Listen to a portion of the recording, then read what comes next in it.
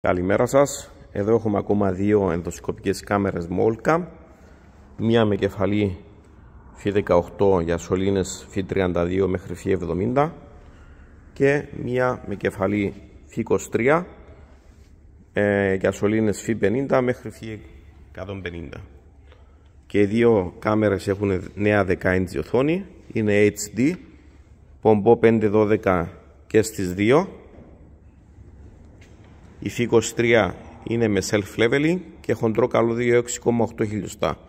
Και δύο έχουν δυνατότητα να πληκτρολογήσουμε διάφορα κείμενα στο πληκτρολόγιο και να φαίνονται πάνω στην οθόνη. Εγγραφή σε κάρτα μνήμης και δείχνει και τα μέτρα του καλωδίου.